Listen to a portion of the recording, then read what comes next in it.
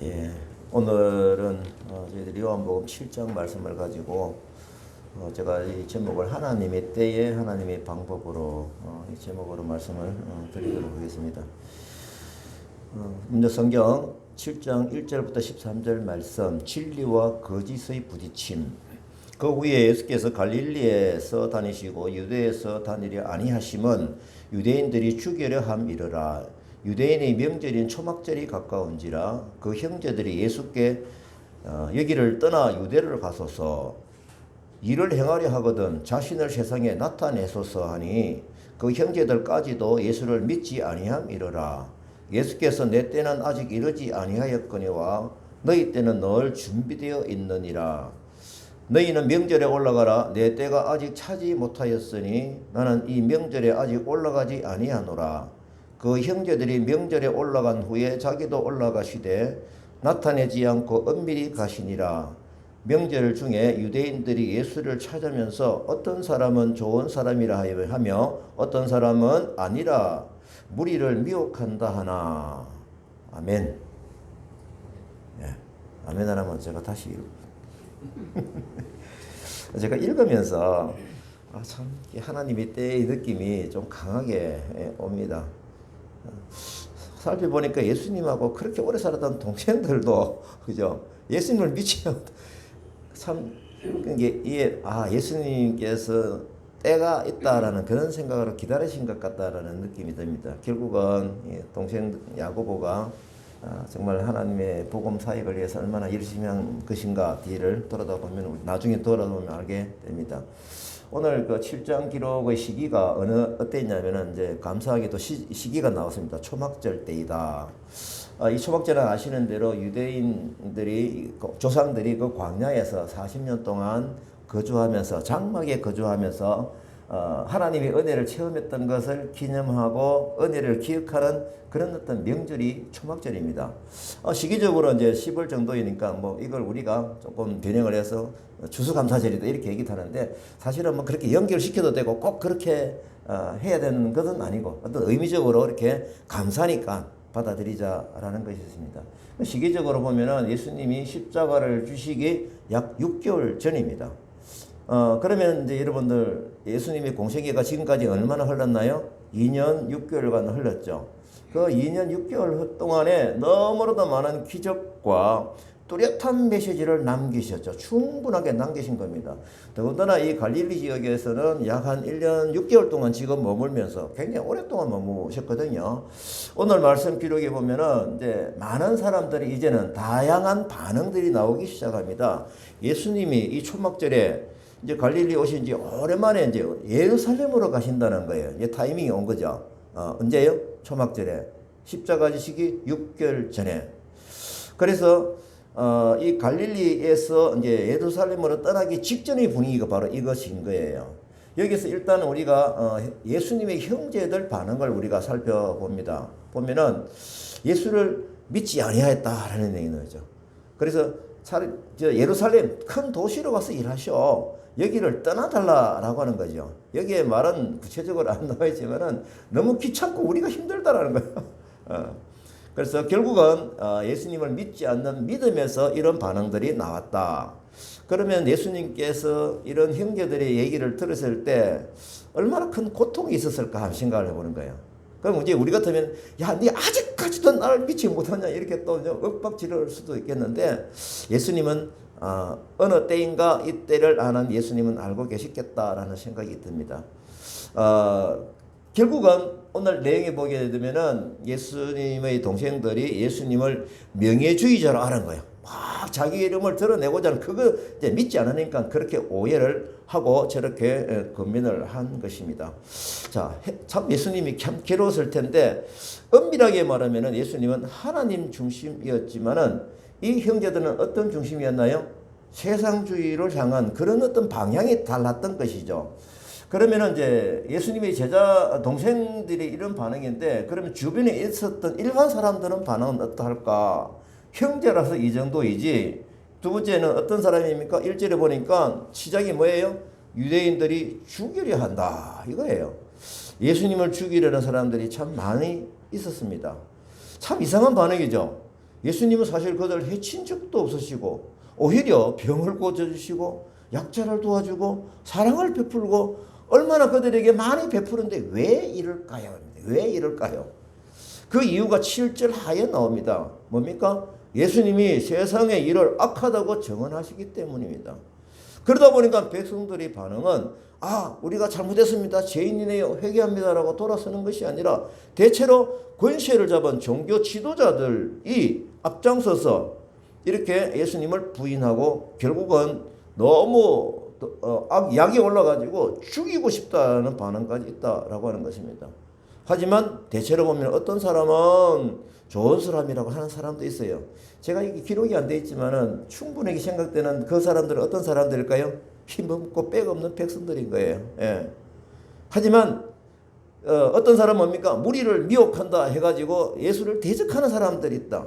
이 두 가지로 갈라지는데 아마 두 번째 반응은 주로 나름대로 권세를 가지고 있는 자들이 자기의 어떤 명예와 인기를 뺏기고 예수의 길을 다시 올리니까 이것이 싫어서 시작이 되기도 했겠지만은 그들이 뚜렷한 죄악을 지적하는 예수님의 메시지를 듣고 화가 났다라는 그런 것입니다.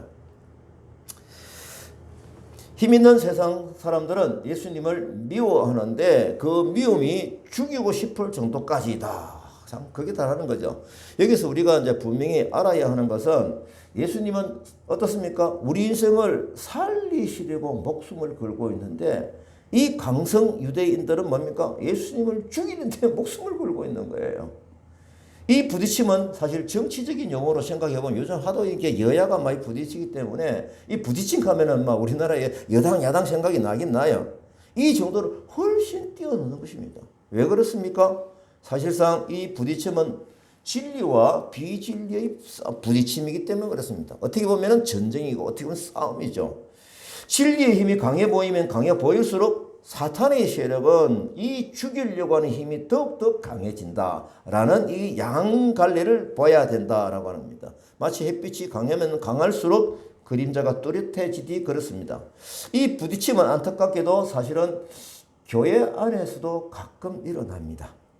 어떨 때는 이 싸움이 지속되어 가지고 심지어는 사회법정까지 가는 경우를 어렵지 않게 볼 수가 있습니다. 저도 사실 슬프게도 이 싸움 때문에 법정에서 정언으로 쓴 때가 있었어요. 놀랐죠? 예. 가까이 있다는 겁니다. 저는 이런 다툼을 보고 들을 때는 분명히 사탄의 침투를 받았기 때문이라고 영적으로 깨닫고 있습니다. 특히 그 안에 뭐가 들어있느냐 유심히 보는 것은 거짓말이 보이면 더욱더 확신하고 있습니다. 제가 이제 미국에서 찍은 사진인데요. 교회가 생명력을 잃어버리면 어떤 증상이 나타나는가. 제가 상징적으로 이 미국의 맨하탄에 갔을 때 이걸 사진을 찍은 거예요. 만약에 저 동상이 아니고 생명이 있었다고 그러면은 뭐 위에서 비둘기가 똥을 한번 싸가지고 물에 뚝 떨어지는 거야. 어쩔 수 없겠지만 제 위에 앉아가지고 그냥 똥을 싸대고 그 다음에 자기 만약에 둥지를 턴다라고 해도 생명력이 없으면은 그냥 그대로 당하고 마는 것이죠. 이러한 세상적인 세상이 타락해가지고 본질적으로 악해졌기 때문에 완전하고 선하신 예수님과 정반대의 방향에 서 있는 악의 무리들, 이것을 우리가 영적으로 볼 수 있어야 된다라고 하는 것입니다. 예수님 당시에 사실 예수님은 많은 미움을 당하셨죠. 이 부분은 이사야서에도 충분히 예언되어진 대로 간 과정입니다만은 결국은 이 과정을 볼 때 영적인 전투였고 사탄이 공격하는 것이구나 라는 것을 분명히 볼 수 있어야 됩니다. 그래서 우리는 사람을 미워하는 것이 아니라 그 사람 속에 흘러가는 사탄의 공격을 보고 영적으로 대응을 해야 한다라고 하는 것이죠. 이 시작이 어떤 시작이었습니까? 사탄이 아담과 하와를 거짓말로 속여서 죄를 짓게 한 그때부터이죠. 이때 하나님께서 사탄의 역할에 대해서 주신 예언의 말씀이 있는 것입니다. 뭡니까? 창세기 3장 15절 제가 읽겠습니다. 내가 너로 여자와 원수가 되게 하고 내 후손도 여자의 후손과 원수가 되게 하리니 여자의 후손은 내 머리를 상하게 할 것이요 너는 그의 발꿈치를 상하게 할 것이니라 하시고 라는 겁니다. 여기에 결국은 죄가 시작된 그 시점에서 이런 예언이 이 땅에 이런 사탄의 공격이 있게 될 것이다 선수, 원수가 된다라는 것을 예언으로 주신 말씀입니다. 이 말씀은 우리가 영적으로 볼 수 있는 시각을 넓혀주는 말씀인데 사탄이 예수님과 그 따르는 사람들을 원수로 삼는다라는 그런 자연스러운 예언으로 볼 수가 있다라고 하는 것입니다. 그래서 예수님도 이렇게 말씀하신 적이 있습니다. 요한복음 7장 7절 말씀. 세상이 너희를 미워하지 아니하되 나를 미워하나니 이는 내가 세상의 일들을 악하다고 증언함이라. 그렇죠. 분명하게 창세기 3장 15절 말씀과 예수님이 말씀하시는 이 말씀을 연결해 보게 되면은 뚜렷하게 사탄이 지배하고 있는 이 세상의 나쁜 상황을 공격하는 상황을 우리는 인식하고 있어야 된다라고 하는 것입니다. 그래서 저는 교회에서 이런 다툼이 일어날 때 지속적으로 갈 때는 사탄의 영향력이 분명함을 깨닫고 대화를 하게 되는데 대충 사람들이 카페에서 그 얘기를 해요. 니 그러면 되겠나? 자꾸 이게 인간적으로 이해를 시키려고 그래요. 윤리적으로 이해를 시키려고 그래요. 그렇게 하면 안 됩니다. 우리가 영적인 공격이니까 영적으로 대응을 해야 되기 때문에 반드시 무릎을 꿇고 같이 기도해야 된다라고 하는 것입니다. 왜입니까? 우리의 신분은 하나님의 백성이기 때문에 특히 하나님 나라를 위한 사역을 하는 사람들이기 때문에 이러한 고난은 어떻게 보면은 당연히 있을 수 있다, 있게 된다. 예수님의 살아온 그 모습을 보면 더욱더 확인하게 되는 것이죠. 제가 이걸 기록을 할 때마다 제가 생각나는 최근의 사건이 떠오르는 거예요. 사실 저희 부부가 이 공단과 가까운 지역에 일하고 해서 김영동 그 동네 안에 다카교회를 개척을 했죠.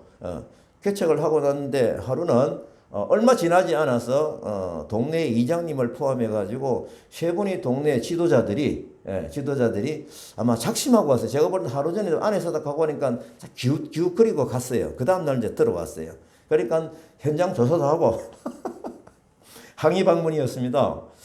그래서 저는 왜 여기서 외국인 사역을 하는 이 조용한 좋은 동네에서 그래서 저희는 사역의 진심을 말씀을 드리고 그들을 설득을 시켰죠. 그 이후에 제가 이장님을 찾아가서 그 동네 체육대회 하는 것을 알게 되고 동네 유니폼을 싹 다 다카교회에서 해드리기도 했습니다. 그 뒤로 그분들은 적대시하지는 않았습니다. 또 다른 경우가 있었는데 바로 옆집에서 너무나 이사온 그 의사 부부, 특히 아내가 너무 강하게 해방을 놓았습니다. 다카교회 옆집의 아줌마가 이사를 오고 나더니 멋지게 인테리어를 하고 하는데 자기들이 보니까 이게 뭐지? 무슨 교회야? 이게 뭐야? 그래가지고 제가 들어보니까 변호사를 찾아가고 공격하려고 법적으로 대응을 하려고 했던 제가 정보를 들었습니다. 그때 우리가 교회로 등록을 해놨거든요. 교회로 그걸 샀거든요. 그러니까 아마 법적으로 할 수 없다 해서 이제 그 뭡니까 악함을 그냥 공격으로 들어왔어요. 제가 기억하기로 4번 정도 악한 소리를 퍼부었어요. 악한 소리를 퍼부었습니다. 막 쌍칼진 소리로.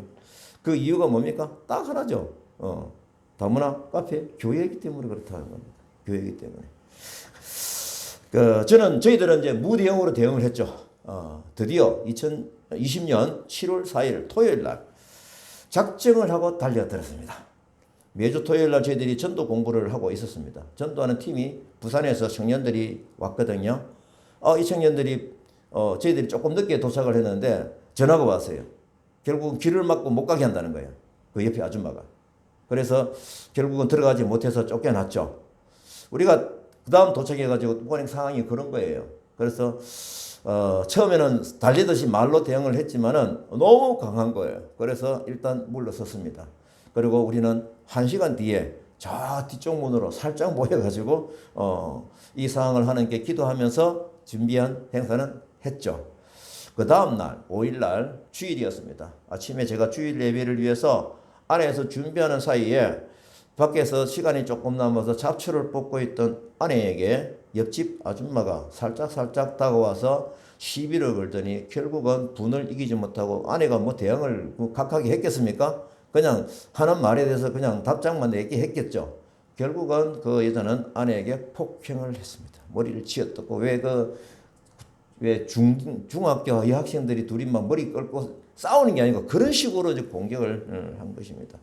아내는 어이없는 공격을 당하고 그래서 와서 보니까 얼굴이 벌게 가지고 뭐 상처가 좀 있어요.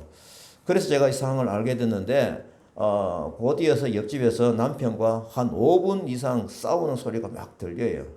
그래서 저희들은 이렇게 결론을 내렸습니다. 곧 예배를 해야 되기 때문에 저희들이 돌이켜보니까 6월 달부터 우리가 전도를 하기 위해서 본격적으로 전도를 하기 위해서 뚜렷한 역사가 일어나고 있은 그런 막 으쌰으쌰 가고 있던 때였거든요. 그러면 사탄은 뭡니까? 타락하기 위해서 일어나고 있는 이 역사를 두고 볼 수가 없었던 것이죠. 저는 이것을 영적인 전투로 느껴져서 기도로 엎드렸습니다. 저희 부부가 기도했습니다. 저는 이렇게 구체적으로 기도했습니다. 하나님, 옆집 1년 안에 이사가게 해주십시오. 예. 그런데 결국 하나님은 우리를 이사하게 하셨습니다. 분명한 것은 이 다툼의 뿌리가 어디서 나왔습니까? 다시 봅니다. 창세기 3장 15절. 내가 너로 여자와 원수가 되게 하고 이거죠. 내 후손도 여자의 후손과 원수가 되게 하려니 여자의 후손은 내 머리를 상하게 할 것이요 너는 그의 발꿈치를 상하게 할 것이니라. 이 말씀대로 영적인 전투로 깨달았기 때문에 저희들은 감정적으로 대하지 않았습니다. 기도했습니다. 이제 본론으로 들어갑니다. 그 당시 이렇게 부딪히는 게 불이기 때문에 모인 무리들 중 예수님에 대해서 우호적인 사람들도 있었지만 말하기를 조심합니다. 왜 그럴까요? 그들은 힘없고 빽이 없으니까.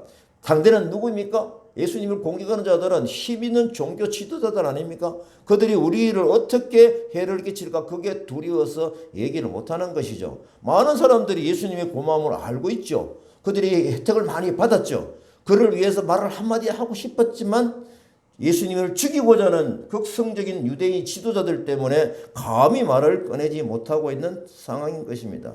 그런데 이런 와중에서도 예수님은 대중들을 위해서 열심히 가르칩니다. 그것이 7장 14절 20에서 24절 말씀입니다. 하늘의 교훈이 이게 선포가 되는데요.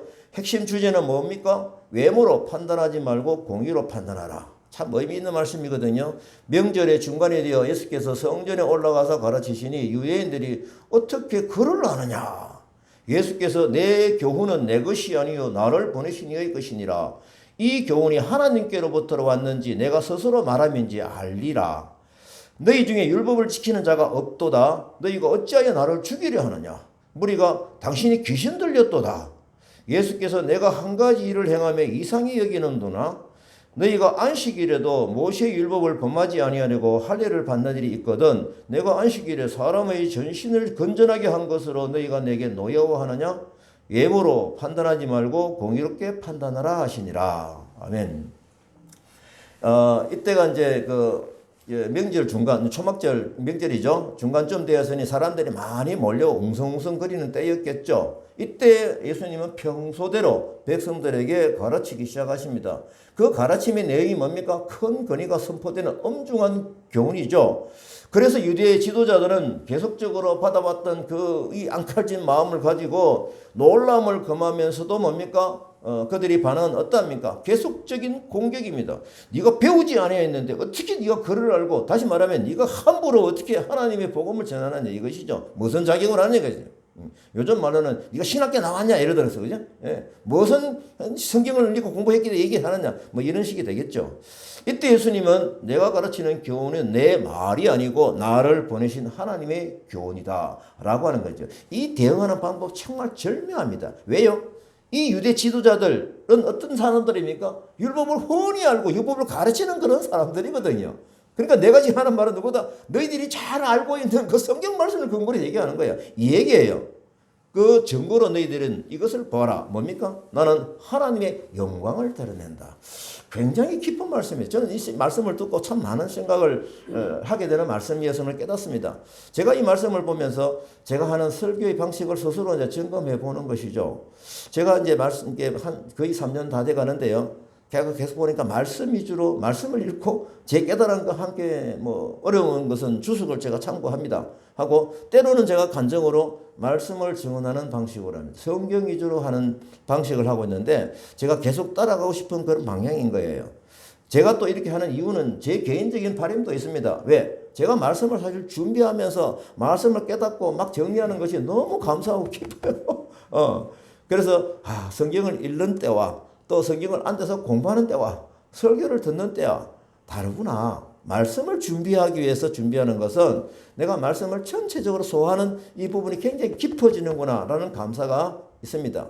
그래서 분명히 제가 확신하는 것은 성경 하나로 충분하다라는 확신이 있습니다. 저는 이 본문 말씀에서도 예수님께서 하신 말씀이 내가 가르치는 교훈이 내 말이 아니고 나를 보내신 하나님의 교훈이다 라는 말씀을 보고 설교를 준비하는 원고를 쓰는 순간순간마다 성령님께서 주시는 그 교훈을 깨닫기 위해서 제가 노력을 참 많이 합니다. 가끔 제가 설교를 잘한다는 인간이기 때문에 그런 듣고 싶지 않겠습니까? 그런 칭찬을 듣고 싶었던 마음이 슬쩍 있음을 제가 깨닫고 내가 메모를 하면서 그 자리에서 바로 기도를 합니다. 하나님, 온전한 하나님의 영광을 드러내는 말씀을 하겠습니다 라고 하는 것을 다시 한 번 더 각오를 하면서 깨닫게 됩니다. 말씀을 전가할 때 전하는 자가 정말 조심해야 하는 것은 뭡니까? 자신의 교훈을 말씀에 섞어서 하는 그런 누를 범하지 말아야 된다라고 하는 것입니다. 유대 지도자들은 구약 성경을 존중히 하는 듯 하며 거기에 기준하여 말하는 듯 하면서도 실상은 어떠한 설교를 했나요? 자기의 위치를 세우고 자기의 사역을 위해서 그릇되이 이용한 그 결과 때문에 실제로는 말씀의 진리와 멀어져 버렸다라고 하는 것입니다. 그러나 예수님은 보내심을 받은 처지임을 분명히 알았기 때문에 하나님의 영광을 구하는 하나님의 말씀을 대언하신 것이다 라는 것을 분명히 말씀을 하고 계시는 것이죠. 사실 예수님 입장에서 보게 되면 충분히 본인의 생각과 본인이 가지고 있는 그 부분도 충분히 하셔도 되는데 예수님은 그러하지 않으셨다라고 하는 것은 엄청난 말씀입니다. 이렇게 볼 때 율법학자들이 전하는 그들의 강론은 하나님의 영광을 드러내는 것이 아니라는 것을 예수님은 선명하게 선을 그어버린 것이죠. 그 이유 중 가장 큰 핵심은 뭡니까? 가장 큰 중요한 것을 놓치고 있죠. 뭡니까? 예언에 분명히 기록되어져 있는 예수님이 메시아임을 이래 분명히 기록이 되어져 있는 그 기록된 말씀을 뭡니까? 깨닫지 못하고 오히려 그들이 예수님을 죽이려고 하는 그런 반응은 보면은 전부 다 엉망이다라고 하는 것을 전제로 하는 것이죠. 그래서 예수님은 그들에게 교훈으로 이렇게 말씀을 하십니다. 요한복음 7장 19절 말씀입니다. 모세가 너희에게 율법을 주지 아니했느냐? 너희 중에 율법을 지키는 자가 없구나. 그렇죠? 예. 이들은 율법을 가르치는 선생으로서 이런 지적을 받고 있습니다. 그래서 결과적으로 이 율법에 있는 가장 중요한 내용이 뭐냐? 너희가 메시아인 나를 어떻게 죽이려고 하느냐 이거죠. 그래서 예수님이 그들의 잘못을 지적을 이렇게 구체적으로 정확하게 명확하게 하죠. 근데 그들은 뭡니까? 점점 과간인 거예요. 뭐라고 그럽니까? 당신이 귀신 들렸구나. 이렇게 대응을 합니다. 결국 자신들이 귀신 들린 거죠. 그들은 예수님을 죽이려는 독한 마음을 품고 기회를 보며 계속적으로 다져갑니다. 이렇게 불신앙은 예수님을 모독하는 데까지 가는 그런 엄청난 길을 가게 된다라고 하는 겁니다. 교회 안에서 사탄의 방법으로 싸우고자 하는 사람들의 모습을 제가 그만대로 많이 좀 보면서 거기에서 저는 가장 중요하게 보는 거면 누가 거짓말을 하고 있느냐. 자기 얼굴로 토라는 건 어느 정도 또 괜찮아요. 어떨 때는 거짓말을 창조해내요. 그래서 제가 어떤 분에게 이렇게 얘기한 적이 싸움을 자꾸 강하게 하는 사람한테 붙잡고 그 얘기를 했어요. 시사님, 명제라는 것이 있죠. 명제는 거짓 아니면 진리거든. 거짓 아니면 진이거든요. O 아니면 X입니다. 제가 그 얘기를 왜 했습니까? 당신은 지금 X를 얘기하고 있다고. 그 얘기죠. 그런데 그 사람이 잘못했으면 됐을까요? 그렇지 않습니다. 그 뒤로부터 저는 인사도 안 하고요. 다 이 사탄의 주특기 아닙니까? 이걸 볼 때 우리가 교회 안에서의 싸움이 영적인 서름의 사탄이 지배하는 사탄의 공격을 받은 그런 부분임을 분명히 알 수가 있는 것이죠. 그래서 제가 사실 교회 장로로 책임감 때문에 당회를 하면서 우리가 교회 전체적으로 무릎을 꿇어야 됩니다. 무릎을 꿇으십시오. 제가 3번이나 얘기를 했는데 참 접수가 안 됐습니다. 그래서 지금 정말 안타깝게도 제가 이건 싸움이 지금까지 지속이 되고 있습니다. 지금까지 6년이 지나잖아요. 겉으로는 교회 안에서의 성도인데 겉으로는 성경을 가르치는 교사가 있는데 속은 거짓으로 가득 차 있는 것입니다. 결국 이 과정을 통해서 예수님께서 우리에게 주시는 교훈은 뭡니까? 예모로 판단하지 말고 공의의 판단으로 판단하라입니다. 이 공의가 뭔지 저는 이미 알고 있습니다. 제가 성경을 검색하면서 참 공의, 정의 이게 뭐지? 그래서 제가 단어 검색을 하면서 깨닫는 것은 특히 대표하는 말씀이 에레미야 22장 3절 말씀입니다. 제가 읽겠습니다. 여호와께서 이와 같이 말씀하시되 너희가 정의와 공의를 행하여 탈취당한 자를 압박하는 자의 손에서 건지고 이방인과 고아와 과부를 압제하거나 학대하지 말며 이곳에서 무지한 피를 흘리지 마라. 이렇게 하나님의 정의와 공의가 약한 자, 가난한 자, 고아와 과부, 나그네를 위한 것임을 저희는 분명 많은 곳에서 기록을 제가 확인을 했습니다. 이제 요한복음 7장 25절 36절 말씀을 보겠습니다. 이런 어떤 그 결과적으로 하나님 예수님은 결국은 심판주로서 그들에게 선포를 합니다. 결국은 너희는 나 있는 곳에 오지 못한다입니다. 예루살렘 사람 중에서 어떤 사람이 말하되 이는 그들이 죽이고자 하는 그 사람이 아니냐.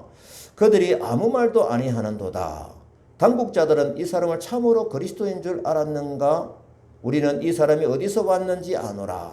그리스도께서 오실 때는 어디서 오시는지 아는 자가 없으리라. 예수께서 내가 스스로 온 것이 아니라 나를 보내신 이는 참되시니 내가 그에게서 났고 그가 나를 보내셨음이라 하시니 그들이 예수를 잡고자 하나 그의 때가 아직 이르지 아니하였음이러라. 무리 중에 많은 사람이 그리스도께서 그 행하실 표적이 이 사람이 행한 것보다 더 많으라 하니 대제사장들과 바리새인들이 그를 잡으려고 아랫사람들을 보내니 예수께서 내가 너희와 함께 조금 있다가 나를 보내신 이에게로 돌아가겠노라. 너희가 나를 찾아도 만나지 못할 터이요 나 있는 곳에 오지도 못하리라. 나 있는 곳에 오지도 못하리라 하시니 이에 유대인들이 어디로 가기에 우리가 그를 만나지 못하리요.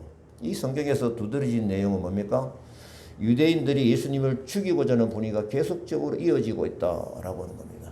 그리고 또 어떤 부분이 있습니까? 예수님께서는 그들에게 분명으로 복음으로 분명하게 말씀을 해 주시는 것이 있습니다. 뭡니까? 핵심 내용은 나 스스로 온 것이 아니다. 나를 보내시는 참되신 하나님이다. 참되신 하나님이다. 그냥 하나님이다가 아닙니다. 그러면 너희들은 뭡니까? 지금 거짓을 하고 있다. 이 뜻이죠. 데비드에서. 내가 그에게서 났고 그가 나를 보내셨다라고 하니 유대인들은 더욱더 예수를 죽일 기회를 찾고 있습니다. 여기서 말하는 하나님이 나를 보냈다고 하니까 어째 그 거룩한 하나님이 너 이 엉뚱한 이 죄인 같은 이 사탄 같은 너를 이렇게 보냈단 말이냐 이러는 반론이겠죠. 유대인들이 예수님의 내력을 안다는 것은 그의 인성을 가진 분으로만 알고 있죠. 그가 자랐는 곳과 아버지가 누구인지 알며 어떻게 자라온지 공부도 못한 것이 어떻게 그를 알며 이렇게 아는데 불과한 것이죠. 그들은 무엇을 놓치고 있었습니까? 예수님의 신성에 대한 사실을 전혀 몰랐다라고 하는 것입니다. 결국은 참신 하나님께 주신 말씀의 배경, 그 진리 말씀을 깨닫지 못했다 이겁니다. 이들이 대화 중에 예수님이 나를 보내시는 이는 참이시니 라고 하는 것이 뭡니까? 너희들이 나를 배척하면서 하나님을 안다고 하니 유대인들이 그 알미 참되지 않다. 거짓이구나 라는 것을 분명하게 지적을 하는 것이죠. 이러한 대화의 분위기에서 예수님이 최근에 좀 이제 강력한 메시지를 계속적으로 쏟아내고 있는 것을 저는 느낄 수가 있었습니다. 6개월 전부터요. 약간만 과거로 올라가 봅니다. 얼마 전에 오병이어 표적 때 지난 제가 요한복음 5장 할 때 말씀을 드렸죠. 요한복음 오병이어 표적이 있은 후에 예수님이 제자들과 나눈 얘기가 있습니다. 그것을 한번 기억을 살려 보십시다. 요한복음 6장 62절 말씀이네요. 그때 그러면 너희는 인자가 이전에 있던 곳으로 올라가는 것을 본다면 어떻게 하겠느냐 이거죠. 인자가 온 곳인 그곳으로 올라간다. 이게 많은 것이 포함이 되어 있죠. 그래서 예수님께서는 하늘에서 오신 분이시며 다시 뭡니까? 십자가에 죽으시고 부활하셔서 하늘나라를 성천에 가신다라는 그런 메시지가 이게 들어있는 것이죠. 이 말씀은 또 최근에 우리가 그 기억하는 게 바로 앞에 뭐가 있었냐면요. 요한복음 7장 바로 전에 6장 제일 마지막에 어떤 거냐면은 가이사랴 빌립보에서 제자들하고 특별하게 강론하신 내용이 살짝 나옵니다. 요거는 다른 성경하고 연결해 보면은 좀 뚜렷하게 예수님께서 제자들과 같이 어떻게 보면은 뭐 표현하자면 MT를 했다라고 그렇게 얘기할 정도로 뚜렷한 강론이 있었거든요. 그 내용 중에서 두드러지는 것이 뭐냐면은 예수님은 죽임을 당하시고 3일 만에 부활하신다라는 것을 비로소 말씀하셨다. 여기 나와요. 저는 이게 참 중요하게 받아봤거든요. 그래서 저는 이 기록을 보고 예수님이 십자가에 죽으시는 카운트다운이 이제 시작이 되는구나 라는 것을 제가 깨닫게 된 겁니다. 그래서 우리가 보통 이 수능 100일 전하고 100일은 뭔지 모르겠어요. 100일 기도에서 나온지 모르겠어요. 하지만 저는 이 예수님의 카운트다운 이거는 6개월 전부터 시작이 되었다. 그런 시각으로 보게 되면은 지금부터 예수님이 주시는 메시지 방향은 이제는 아주 더 강하게 더 그들에게 강하게 두드리는 것을 볼 수가 있습니다. 자, 제가 그 부분을 성경을 찾아보니까 마태복음에 있더라고요. 16장 21절. 이때로부터 이때가 아까 말씀드린 대로 가이사랴 빌립보에서 제자들하고 같이 지금 마지막 갈릴리 지역에서 강론을 하고 있는 것. 이때 뭡니까? 너 당 세상 사람이 나를 누구라 하느냐라는 그런 질문을 의도적으로 하신 그때거든요. 그래서 베드로가 주는 그리스도 살아계신 하나님의 아들입니다. 이 대화가 있던 바로 여기입니다. 이때 예수님께서는 교회론과 그 다음에 기독론, 그 다음에 또 종말론 이것을 계속 쏟아내신 것이 굉장히 의미 있는 때이거든요. 그 성경 공부하시는 분들은 알지어다. 제가 왜 알겠습니까? 성경 공부하니까 이게 나오는 거예요. 이구사님 맞죠? 고마워요. 나를 성경을 인도해줘서. 네. 읽었나요 이거요? 제가 안 읽었죠? 안 읽었죠? 읽었습니까? 자, 다시 읽겠습니다. 이때로부터 예수 그리스도께서 자기가 예루살렘 올라가 장로들과 대제사장들과 서기관들에게 많은 고난을 받고 죽임을 당하고 제3일에 살아나야 할 것을 제자들에게 비로소 나타내시니 이거죠. 비로소 나타내시니. 제가 이 내용 때문에 이때부터 유대 지도자들이 더욱더 예수님을 잡아 죽이려고 하는 이유가 뭡니까? 이런 확실한 메시지가 쏟아지니까 이제는 더욱더 강성으로 가는 것이죠. 하지만 오늘처럼 예수님을 잡고자 해도 예수님이 드러나서 그들에게 앞에서 말씀을 전해도 감히 잡지를 못한다. 왜요? 하나님의 때가 아직 아니기 때문에 그렇죠. 그래서 우리가 모든 일에는 뭐가 있다? 분명한 하나님의 때가 있다. 그분의 필요에 의해서 그날이 선택되는 것을 분명히 알 수가 있다라고 하는 것입니다.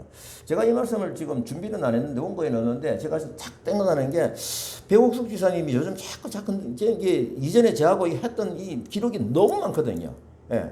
제가 둘이서 개인적으로 카톡하는 거 보면요. 엄청납니다. 엄청납니다, 지금요. 제가 그걸 한번 뒤지니까 계속 내려.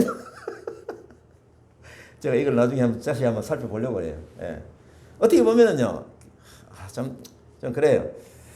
어떻게 보면은, 이분이 왜 이때일까? 이때가요, 참 강하게 좀 느껴지는 거예요. 사실은 제하고 이 영적인 교제를 하면서 말씀 읽게 하고 또 말씀에 대한 궁금증이 올 때마다 토를 다 달아줬거든요. 어떨 때 어려우면 제가 주석을 봐가면서 제가 답을 달아드리고, 이상해요 하면 오고, 예.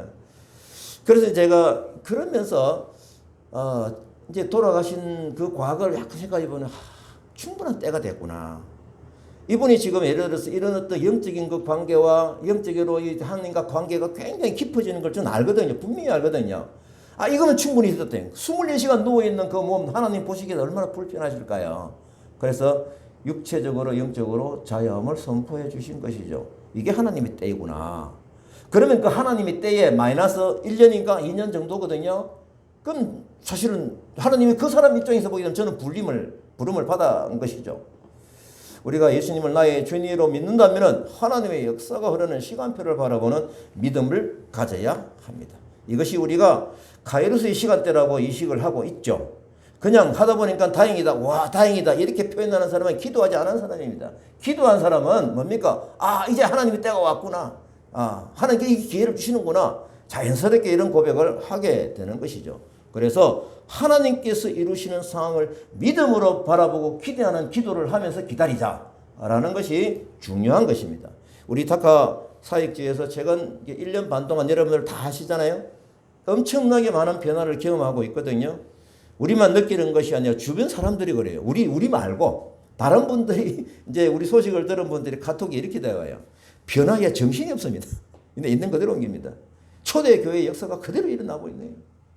이제 이것은 지도력의 문제가 아니고 하나님께서 하시고 싶은 내용이 있는 것 같습니다.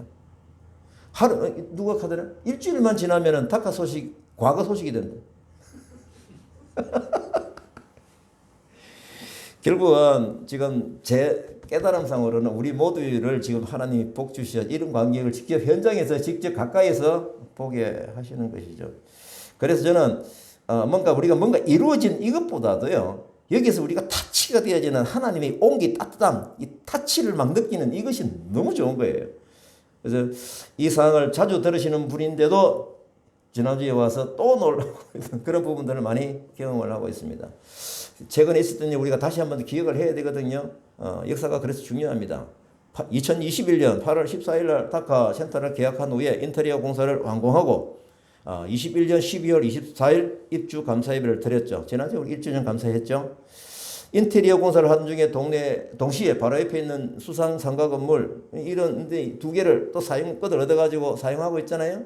이런 부분들 다 사실 인테리어는 또 박영수 목사님이 헌신으로 리모델링 했고 실제로 이 시장은 우리 박영수 이 대표님이 뭡니까 깨어있는 감각으로 저걸 탁 샀다 이거죠. 사다 보니까 이것도 보이고 이제 그때부터 보이기 시작하는 거예요. 이게 따라가고 있습니다. 하여튼 저는 삽이고 포크레인이 분명합니다. 그리고 참 박영수 목사님 헌신으로 이 리모델링 해가지고 제가 이제 일부러 하다 보니까 1호실, 2호실 붙인 거예요. 여기는 1호실 개념이고 그 다음에 우리가 다카스쿨이 2호실 개념을 본 거예요. 복잡해지니까. 그 다음에 이제 사용하고 있던 중에 우리 아시는 대로 또 이제 은퇴하신 우리 김상인 목사님의 헌신으로 비동 500시로 등기가 났습니다. 다문화 카페계로 게스트룸으로 이제 사용되고 앞으로 쓰임새가 클 것입니다. 제가 작년 22년 5월 초에서 8월 초까지 사실은 이제 에스라 느헤미야 설교를 준비를 하다가 하나님 주신 큰 울림을 명령으로 제가 들은 거예요. 이거는 제가 뭐 좀 습관이 되기 때문에 뭐 이런 감동이 오면은 하나님의 음성이다라는 것을 강하게 듣습니다. 말씀과 깨달음이 같이 오니까요. 그 명령은 이국 땅 바벨론 땅에 태어나 살고 있는 에스라 느헤미야 이들이 영적인 지도자가 되어가지고 자기 고국 땅에 가서 그 영적인 부흥으로 일으켰던 그들 아닙니까?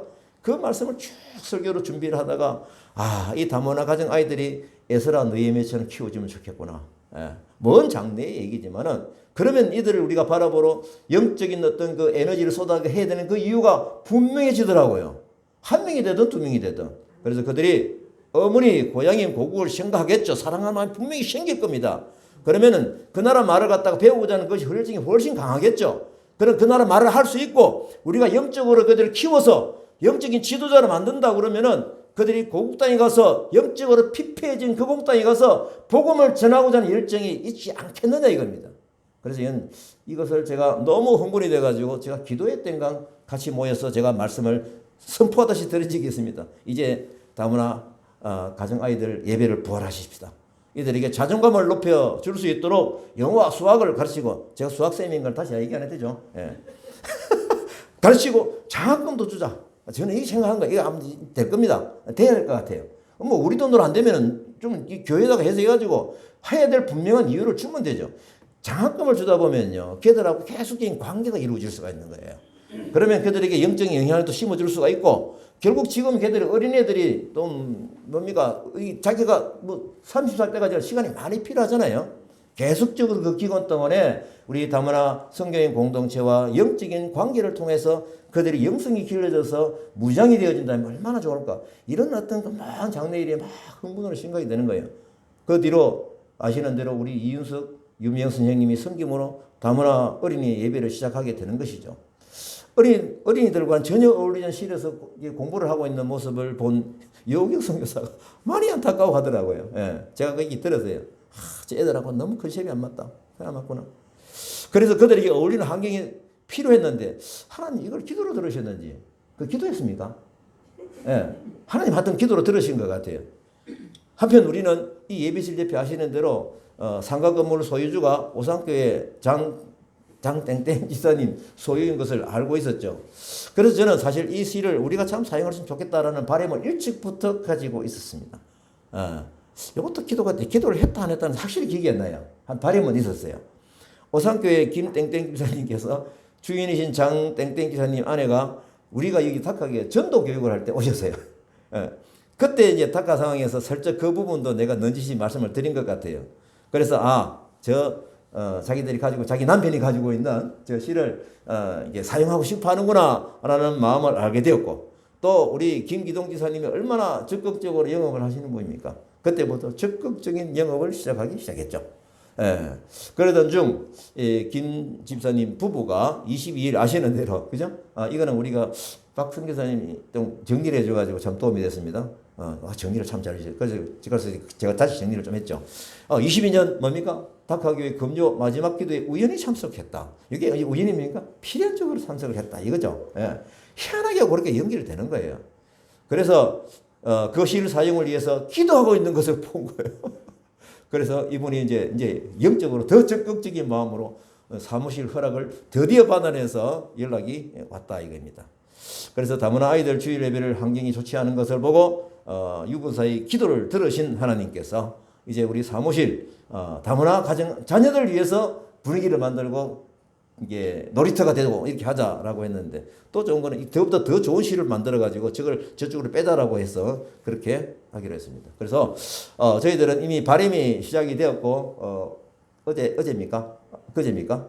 우리 공사를 진행하실 계획 어떻게 하는 방향을 다 잡았습니다. 그래서 앞으로 다문화 자녀들 공부방과 놀이터가 돼도 정말 저는 그렇습니다. 나중에 방학 때 시간이 좀 되면 중학교가 찾아갈 거예요. 왜냐하면 제가 영어 수학이 가능하고 중학교 수학까지 가능하거든요.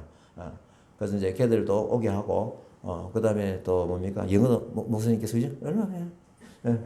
영어사도 영어 가르치면 잘할 겁니다. 안 해서 그렇지. 결국 또 이전에 우리가 오카렌을 배웠거든요.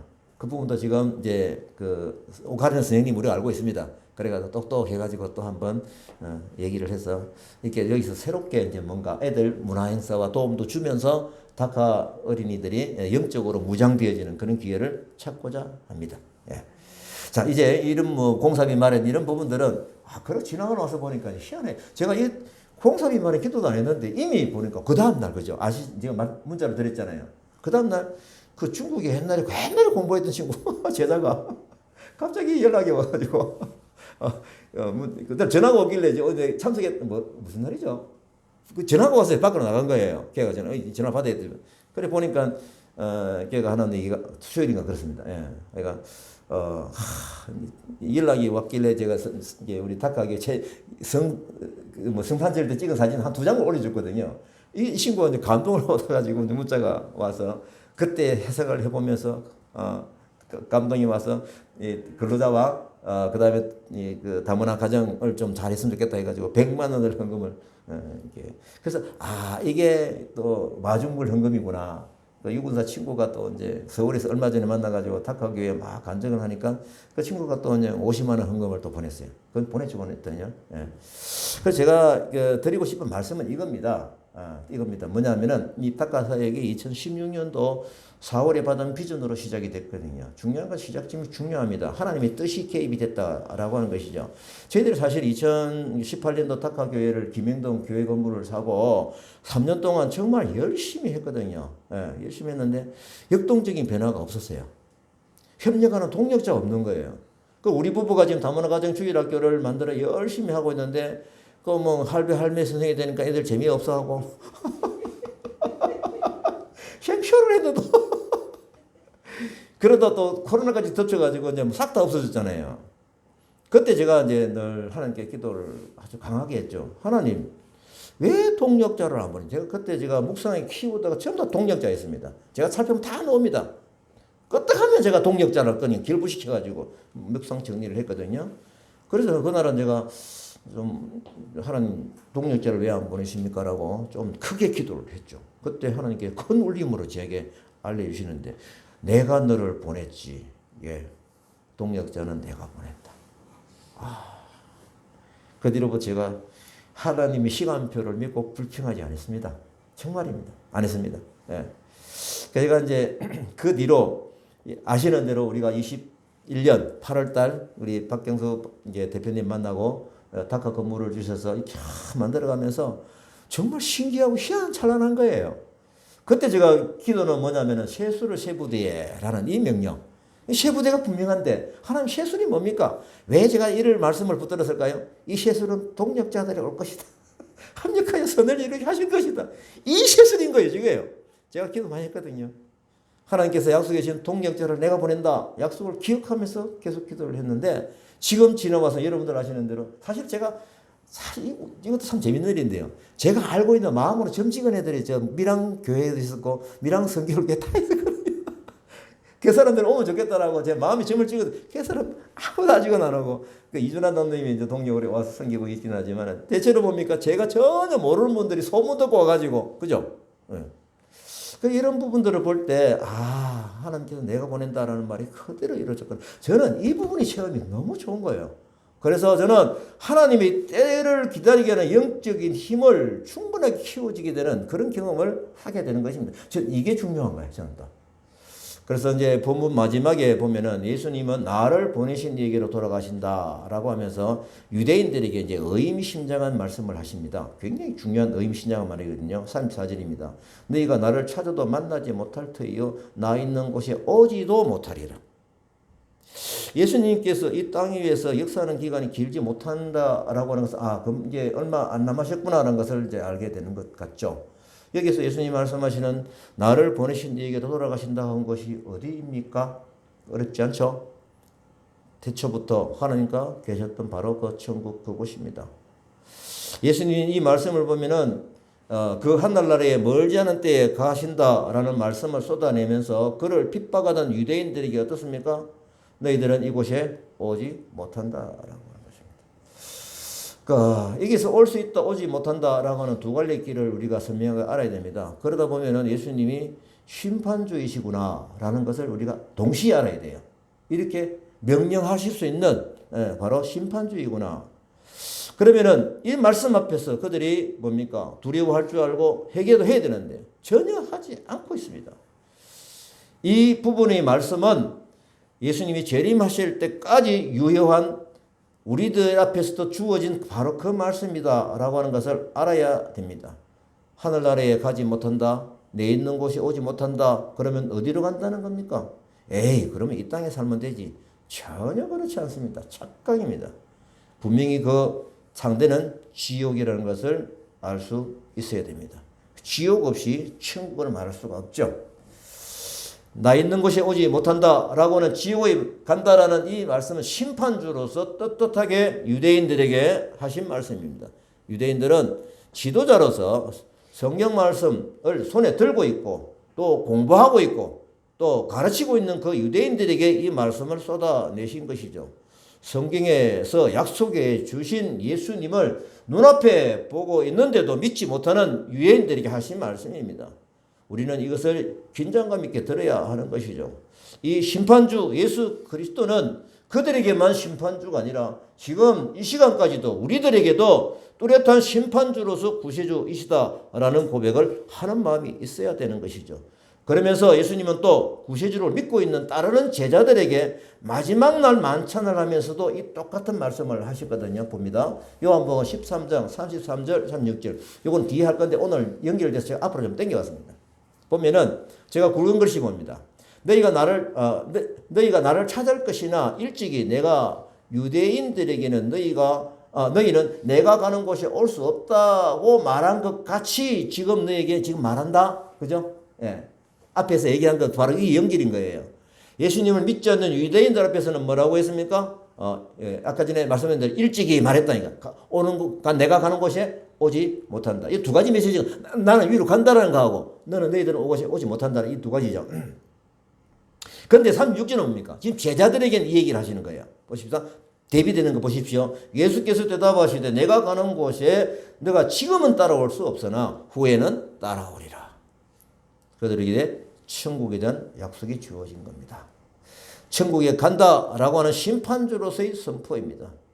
하지만 하나님의 말씀을 많이 알고 있는 또 그 말씀에서 정언해 주신 예수님을 믿지 않는 유대인들에는 나 있는 곳에 오지 못한다. 다시 말합니다. 지옥에 간다라는 이 말씀입니다. 예수님은 심판주이십니다. 하지만 예수님은 심판하심이 목적이 아닙니다. 인생을 구원하시는 그 목적이 우선하고 있습니다. 그래서 외치며 근거하고 있는 것이 요한복음 7장 37절 38절에 나옵니다. 우리 굵은 글씨로 이 부분은 같이 한번 읽으시죠.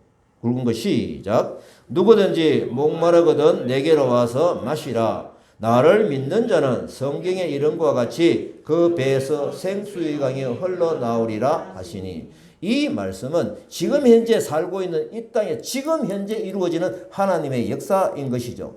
영적인 생수에 관한 설교를 하신 것인데 내게로 와서 마시라. 이건 보통 사람이 할 수 있는 메시지가 아닙니다. 메시아로서 할 수 있는 말씀인 거죠. 이 말씀의 권위로 예수님은 또 이렇게 말씀을 하신 적이 있죠. 마태복음 11장 28절 다 같이 읽습니다. 시작. 수고하고 무거운 짐진 자들아 다 내게로 오라. 내가 너희를 쉬게 하리라. 이 말씀을 보면은 예수님만이 인류의 갈증을 멈춰 줄 수 있는 분임이 확실한 것이죠. 우리 인간은 작은 자이지만 우리의 소망과 요구는 무한한 것으로 채워질 수 있습니다. 뭐에 의해서요? 예수 그리스도에 의해서 생수를 바심으로 이것이 무한한 것으로 채워지는 하나님을 믿는 믿음 안에서 가는 하나님 백성들이 받는 바로 그 권위인 것입니다. 그리스도께서 이렇게 인류의 갈증을 참으로 만족시킨다는 사실은 한 2000년 동안에 예수님을 따르던 그 많은 사람들에 의해서 확인된 팩트입니다. 진실한 기독 신자들은 자신의 갈증을 채워주신 예수님의 그리스도의 생수를 충분히 경험하고 있는 것이죠. 그리스도로 말미암아 이루어지고 있는 영적 역사는 이렇게 인간의 가장 깊은 요구를 만족시켜주며 근본적인 문제를 해결해 주십니다. 그러면 이 생수는 누구신가? 바로 보혜사 성령님이신 겁니다. 39절에 이렇게 말씀하셨죠. 이는 그를 믿는 자들이 받을 성령을 가리켜 말씀하신 것이라. 아멘. 예, 다시 읽을게요. 이는 그를 믿는 자들이 받을 성령을 가리켜 말씀하신 것이라. 아멘. 지금 현재 우리에게 흘러가는 복이 이거의 복입니다. 그래서 예수님은 지금부터 비유로가 아니라 직설적으로 복음을 선포하고 있습니다. 그러다 보니까 듣는 사람들이 지금 두 쪽으로 갈라지는 것이요. 자기 소견대로 반응을 하면서 서로 뭡니까? 쟁론을 하기까지 해요. 예. 7장 40절에서 44절 오늘 마지막 말씀이죠. 제가 빨간 글씨를 구분을 좀 했거든요. 이 말씀을 막 듣다 보니까 이제 직설적으로 쏟아지니까 뭐 양쪽이 탁 갈라지는 거예요. 어떤 사람은 뭡니까? 이 사람이 참으로 그 선지자다. 그 선지자가 그 선지자 이것도 팩트일까요? 아직은 잘 못 미쳤죠. 선지자라뇨. 어떤 사람은 뭡니까? 두 번째 41절에 어떤 사람은 그리스도라며 그죠. 이게 팩트죠. 그죠? 제가 요즘 팩트란 말을 쓰는 이유가 있습니다. 어떤 일은 그리스도가 어찌 갈릴리에서 나오겠느냐. 그리스도는 다윗의 씨로 또 다윗이 살던 마을 베들레헴에서 나오리라 하지 아니하였느냐 하며 무리 중에서 예수님 때문에 쟁론이 된다. 그 중에는 그를 잡고자 하는 자들도 있으나 손을 대는 자는 없었다. 감히 될 수가 없었죠. 여기서 참고로요. 지금 그리스도가 갈릴리에서 나오겠느냐 다윗의 씨로 하는 거 이게 뭡니까? 예수님이 지금 갈릴리에 살고 있으니까 갈릴리에 태어난 걸 잘못 알고 있어요. 베들레헴에 태어났잖아요. 근데 베들레헴에서 태어나니까 이들이 성경을 알고는 있죠. 그죠? 이거를 팩트를 모르고 있는 거예요. 또 뭡니까? 다윗의 씨로 얻는 것은 맞잖아요. 그죠? 예, 이것도 팩트죠. 예. 결국 이들이 성경에 있는 내용을 훤히 알고 있는데 믿지 못하고 있구나라는 것입니다. 인간들은 결국은 어떻게 해서 눈이 어두워졌나요? 왜 팩트를 진리를 보지 못하는 것일까요? 깨닫지 못하는 것일까요? 그것은 죄로 인해서 눈이 가려졌기 때문에 그렇다 이겁니다. 또 믿는 사람들 중에서도 이것을 선명하게 깨닫지 못하는 경우 뭡니까? 예수님을 믿고 있으면서도 뭡니까? 우상을 같이 믿고 있으니까 그게 눈이 가려져가 희미해가지고 뚜렷하게 보이지 않는 것이죠. 유일한 진리이신 예수 그리스도에 대해서 이렇게 견해가 다른데 여러분들은 어디입니까? 말씀을 마치겠습니다. 지금 코로나 위협이